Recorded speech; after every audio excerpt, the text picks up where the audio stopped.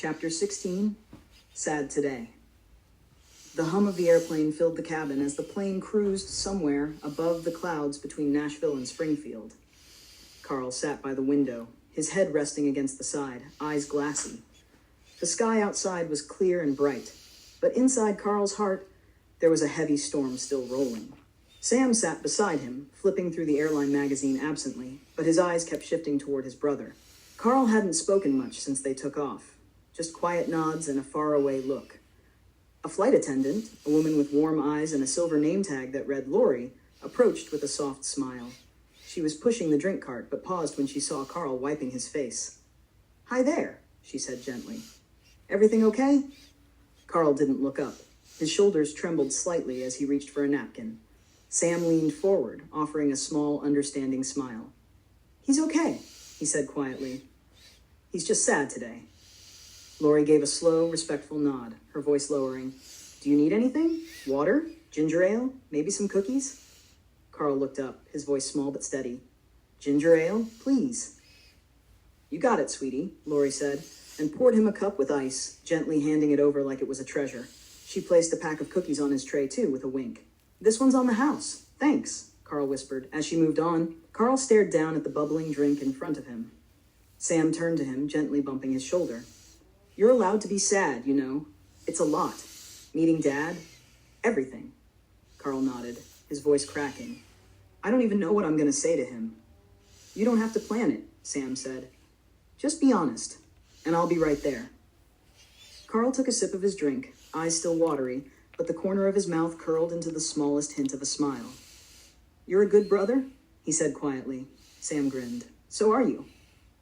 Outside the window, the clouds stretched out like a soft white ocean, and for a moment the sky didn't feel so heavy after all. To be continued. Chapter 17, Springfield Arrival. The wheels touched down on the tarmac with a soft thud, followed by the rising hum of reverse thrust. Carl gripped the armrest, his heart pounding, not from the landing, but from what lay ahead. Sam sat calmly beside him, glancing out the window as the Springfield-Branson National Airport came into view. "We're here," Sam said quietly. Carl nodded, swallowing hard. "Feels weird." "Yeah," Sam replied, "but you're doing something brave. I'm proud of you." As they exited the plane, the warm spring air greeted them on the jetway. It smelled different here, less city, more small town. Slower, softer. Inside the airport, everything felt a little quieter, a little older. The brothers made their way toward the baggage claim, neither speaking much. Carl looked around, taking it all in, the signs, the people, the Midwest energy. It was a new place, but the past felt close. After grabbing their small suitcase, they headed outside to the rental car lot. Sam signed the papers, and soon they were cruising down the highway in a silver sedan, the GPS set for El Dorado Springs. Carl leaned his head against the window, watching the scenery roll by. Fields, silos, old diners, and pickup trucks.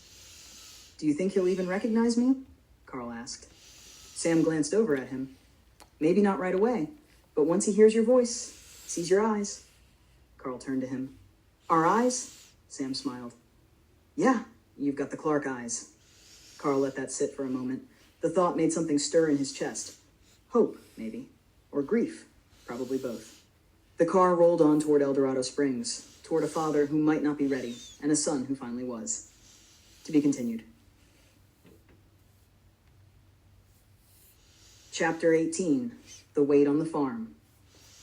The gravel crunched under the tires as they pulled into the long driveway leading up to the old farmhouse.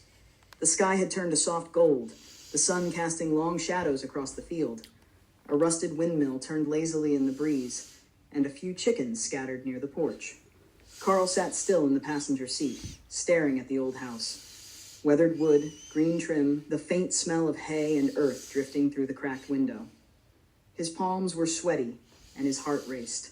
Sam parked under a shady oak tree and turned to him gently. "All right," he said, placing a hand on Carl's arm. "Wait here for just a minute, okay? Let me see what Daddy's up to and how he's doing. I'll come back and get you." Carl's lip trembled. "Okay," he whispered. Sam gave him a small smile, then stepped out of the car, closing the door gently behind him. Carl watched as Sam walked up the porch steps and knocked. After a few moments, the front door creaked open, and a tall older man stepped out. Larry. Carl pressed his forehead to the window and stared, trying to hear their voices, trying to read lips, anything. Sam spoke calmly, his hands motioning, explaining something. Larry stood there stiffly at first, then rubbed his forehead and sat down in the porch chair. It looked like they were talking for a while. Too long. In the car, Carl's breathing grew shallow. Tears welled up again. He pulled his knees up into the seat, hugging them close in his shorts and t-shirt. He hadn't even brought real pants, only the ones Sam ordered that were still on the way. It felt like everything was happening in slow motion. The reunion, the silence, the years lost. And he was just sitting in the car, still waiting for a place in a life he should have never been cut out of. "I'm right here," he whispered to no one. "I'm real." And then the tears came, heavy, quiet, just like they always did.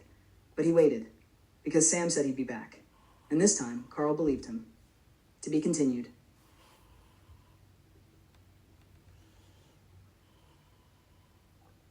Chapter 19, Daddy. The screen door creaked open and Sam stepped off the porch slowly, walking toward the car. His face was calm, but there was something behind his eyes. Tenderness, maybe? Or something close to sorrow.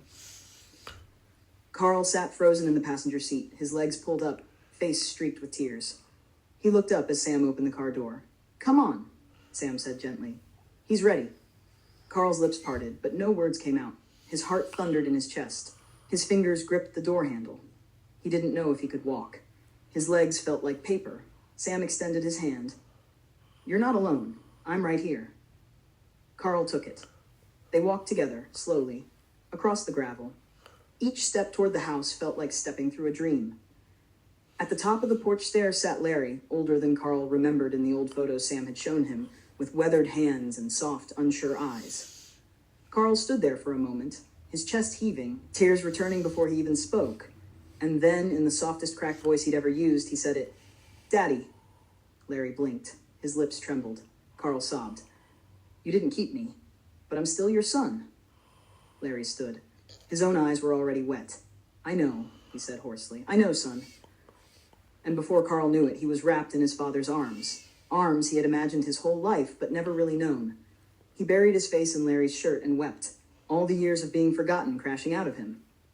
"I'm sorry," Larry whispered into his hair. "I should have fought for you. I didn't know how." Carl couldn't speak, only cry harder. Sam stood off to the side, wiping his own face, watching as the pieces of his brother's heart slowly started coming back together on that front porch. And for the first time in a long time, Carl wasn't just someone waiting outside a life. He was home. To be continued. Chapter 20. Still crying. Even after the hug had ended and they'd all moved inside the farmhouse, Carl's tears kept coming. He sat on the old plaid couch in the living room, curled up under one of the blankets that smelled faintly of cedar and laundry detergent. His knees were tucked to his chest, eyes red, face wet. Larry had made sweet tea and handed him a glass, but Carl just held it in both hands, not drinking it. Larry sat across from him in the armchair, quiet, watching him. He didn't try to stop the crying. He didn't say much at all. Sam sat beside Carl, rubbing his back slowly, rhythmically, like you might comfort a small child. "It's okay," he whispered. "Let it out. You don't have to hold it in anymore." Carl sniffled, choking out. I don't even know why I'm crying this much." "You do," Sam said gently. "It's everything, all at once." Carl nodded through the sobs. "I always thought about this day. Thought maybe it'd never come. And now I'm here, and I don't know what to do with it." Larry's voice broke the silence. "You don't have to do anything, son. Just be here." That made Carl cry harder. The kindness hurt. It was something he never let himself expect. "I wanted to hate you," Carl sobbed, "but I don't.